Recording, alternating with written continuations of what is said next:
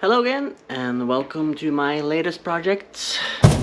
This will actually be the third time in 2 weeks I'm doing this project, and it is to take off the shock and spring.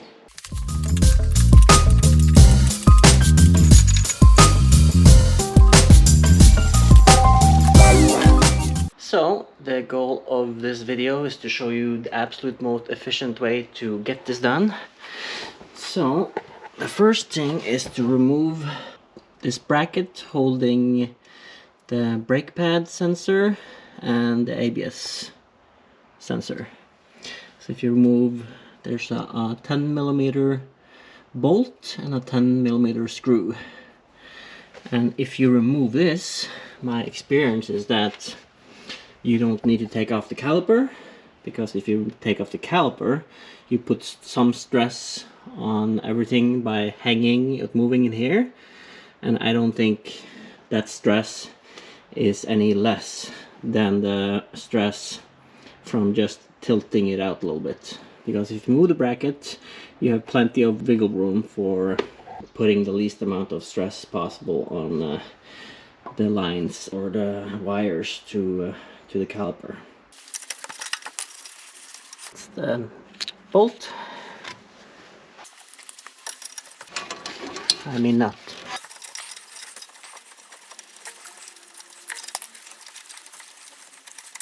And there's the bolt.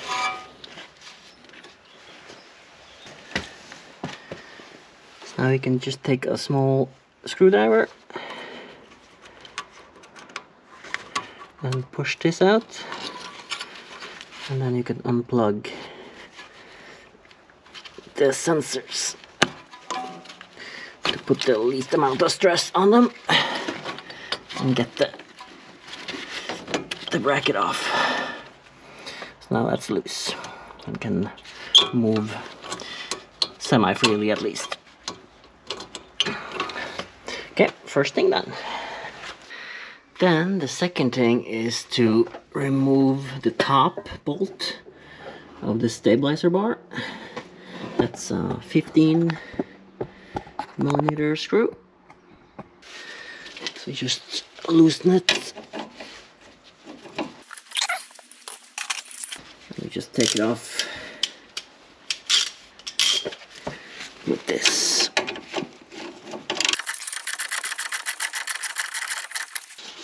I've already sprayed some penetrating oils on various, or basically all the screws that I have to take off. And this one is one of the worst, because that's kind of pushed into the bracket, or this whole aluminium or cast piece here. So I'm gonna put some extra penetration oil and then kind of use a hammer and gently tap it out.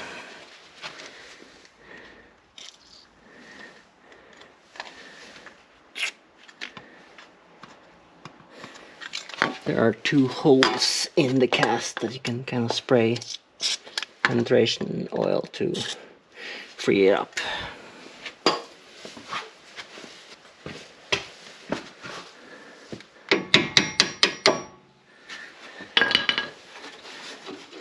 Okay, that came out pretty easily. Then the next thing I think is just to loosen this one here while it's kind of stuck. 18mm.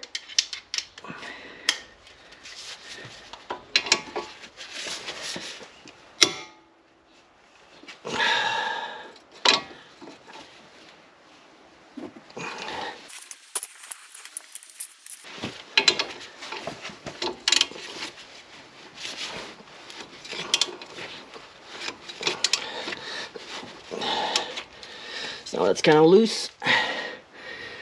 Then I'm gonna take off this 10mm nut that holds this brake shield, and also the nut holding the arm from the steering rack. The reason why I take off the 10mm nut here is so that you have more room to get the nut off.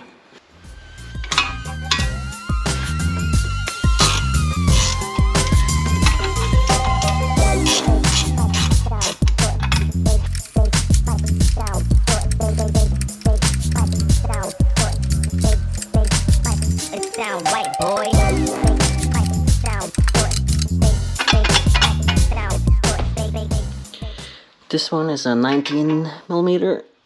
I'm gonna use this long pipe because the side walls are a little bit skinnier. Kind of have had a little bit of trouble getting the pipe on for some reason. Now it's on perfectly. Then it was easy to loosen it.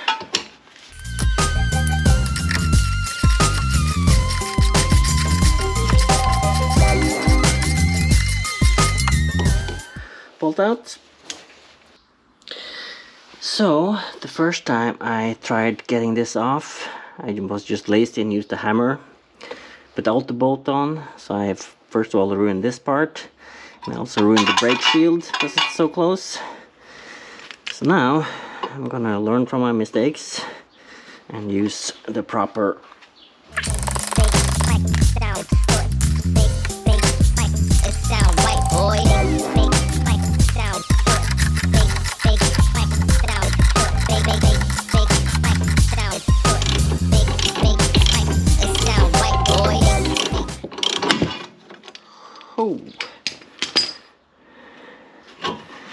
Okay. Alright, took off the bolt and took this off. So now this moves freely. Next screw or next thing is to loosen the arm here, which is held by a 16mm and an 18mm.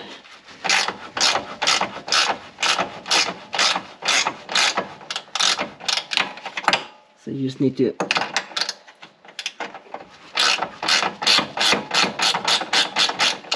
loosen it so that the arm moves freely. Then the next thing is the biggest hassle of this whole thing, is to get off this bolt. It's a 21mm bolt, and unfortunately I don't have any 21mm things in my toolkit. And the angle kind of makes it so that you can't really get a pipe on there. So I have to use this 21mm manual slow thing here to loosen it.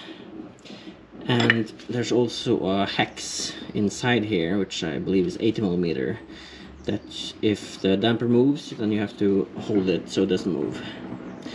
So now I'm just gonna jack up the whole suspension thing here and then loosen that one.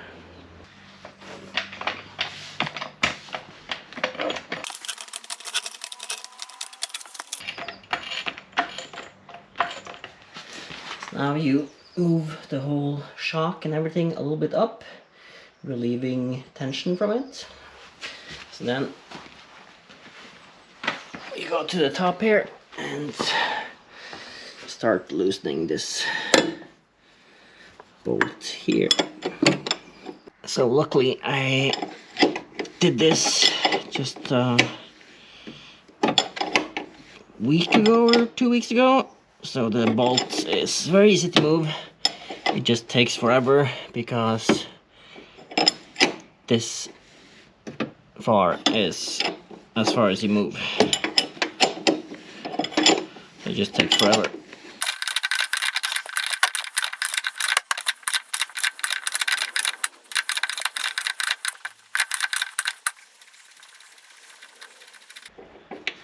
Then you get this bolt off, and also the you can just leave. There's a plate there, but I guess you can just leave that. So then I should be able to lower this whole assembly.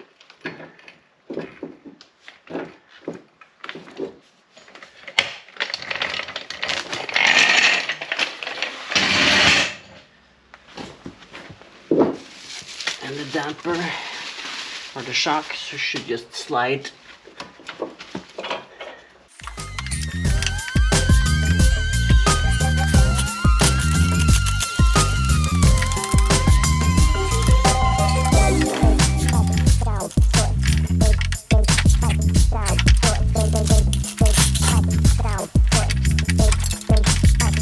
down, white boy. Big down, push. Big down, push. Big down, push. Okay. So now the spring is loose, the shocks are loose.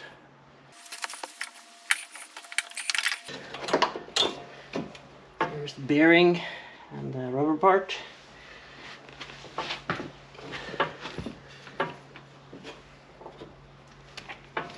Get pressed down and let that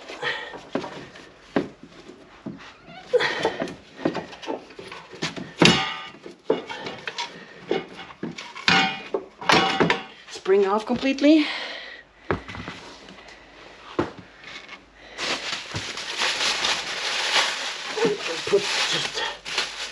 Put this so it doesn't scratch anything. So the only thing left is to do the axle, which is held by 6 8mm bolts. Alright, this next part is also kind of fiddly. You can probably see the bolts in there. It's 6 6mm hex bolts. So I found out that the best way to do it, since I don't have a lift, is to use this long extension. Move it in.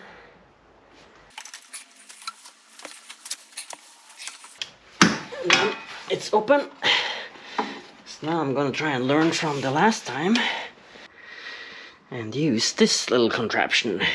So drill, going to an adapter, extension, extension, adapter, and 6mm. So instead of using a ton of time screwing this manual, I can just force it in here.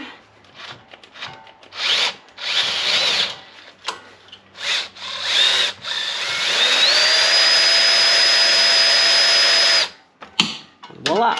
There's one out. I won't film doing the last 6 ones because it's just the same procedure. Okay, the first 2 are out. Just a little tips to when you try and get the bolts loose, the whole axle will twist. So just to counter that, I just screw this in, put a little jack stand on, so when I press, it just opens because there's not that much pressure on them. Alright, all 6 bolts are out from the axle. And I have to say my 2 little contraptions there worked brilliantly. This one to loosen the bolt, this one to remove it completely. I probably spent 1/5 of the time doing it this way compared to the first one where I did it manually. So now, just take this apart, then the axle will drop. So now there's nothing really that holds this whole piece from being moved out from the car. So I will push down the damper, and you can see that the axle, well, the axle has already moved a little bit out from the drive shaft there. And I will just push down here and move the whole piece out.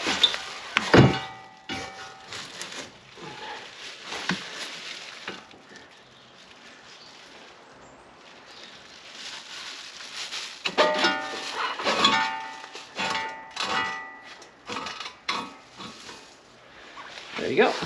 The whole damper assembly is now out.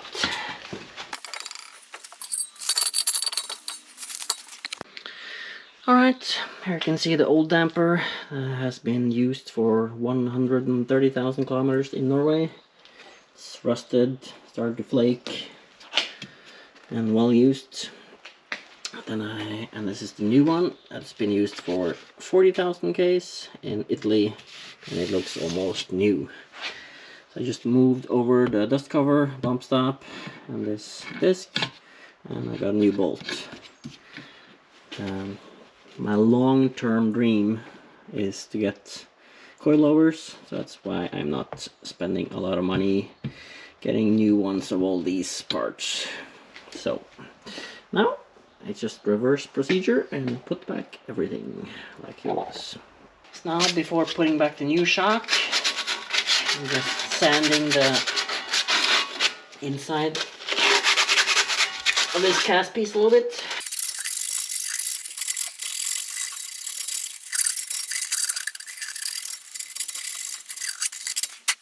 And now also putting a little bit of grease inside so it will slide in easily.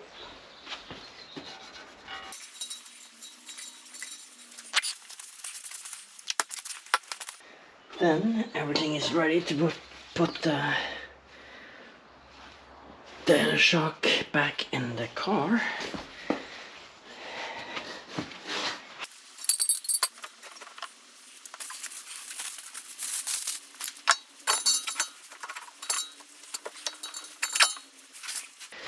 Okay, that's in its place. Then just move it down. And then get it back in.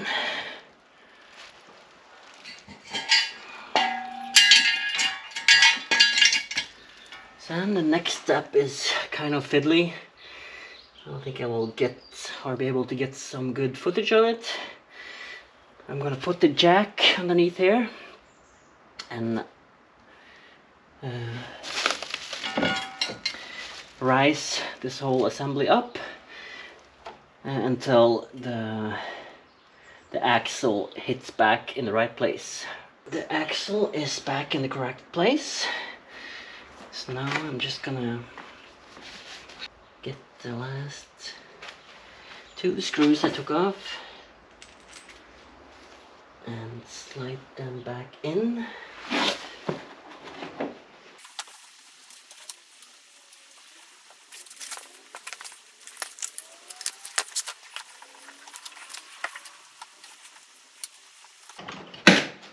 Yeah, and that's latched.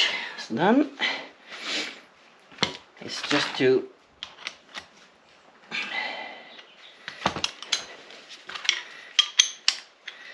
hook up my genius invention.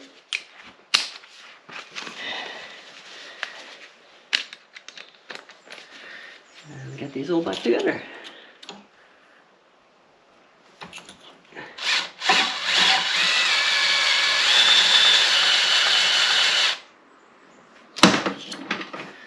Alright,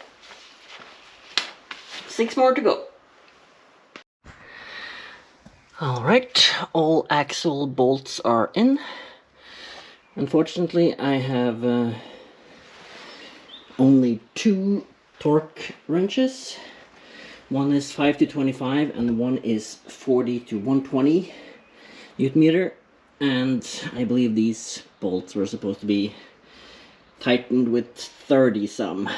So it's exactly out of my range. So since this car is going in for EU control and a 4-wheel alignment, I'm gonna get them to torque them with the right specifications when the car is in. So I'm just hand tightening them to an approximate measure. Alright, now I just have to push down the shock so that they can get the spring and the rubber part and the bearing over it. I'll just slide this bolt into the file. Now the shock is in the right place.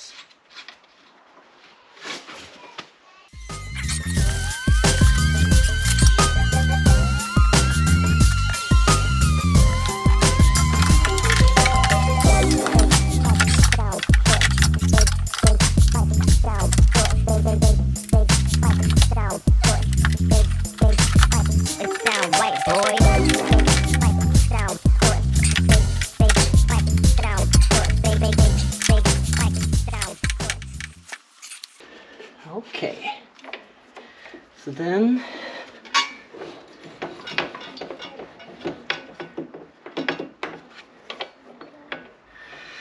as soon as you turn the wheel, you kind of get the right angle, so then the damper, the shock just slides back in place.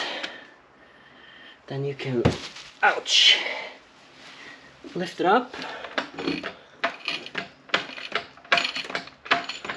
to be able to attach the top bolt again. Top bolt, same fiddly procedure. Just slide it on. It's the same 21mm.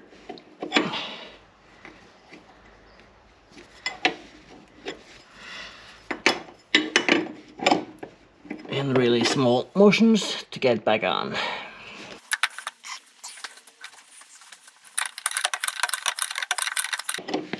And it's the same thing here.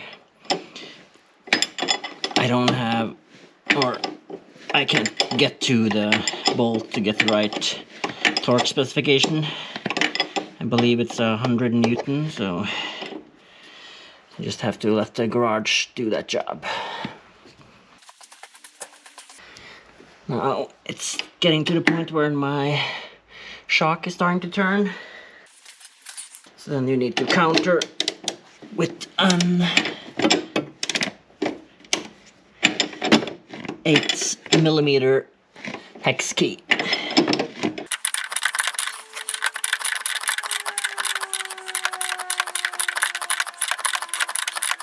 Okay.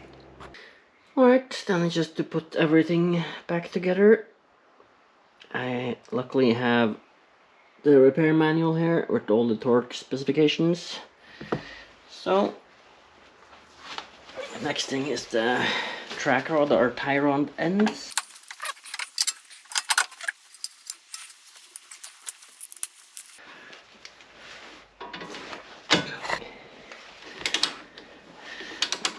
So this gets tightened down to 75 Newton meters.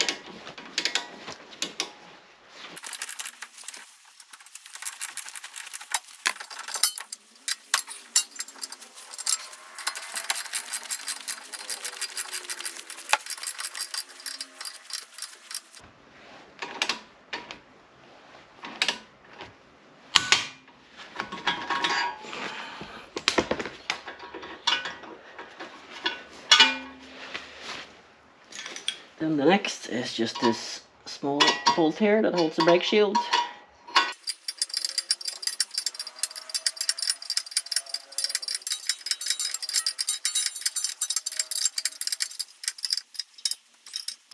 All these 10mm bolts are 10 Newton meters. So here's my small torque wrench. So I torque these to 10 Newton meters.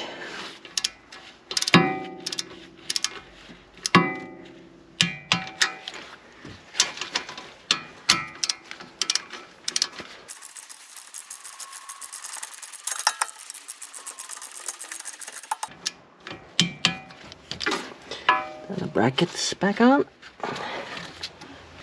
Then attaching the shock absorber to the strut is 100 Newton meters.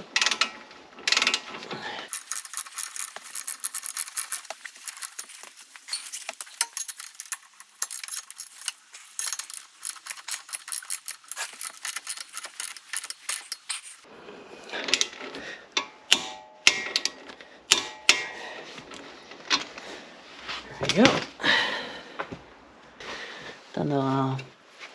Then the last one is the stabilizer, which is torqued to 50 Newton meters.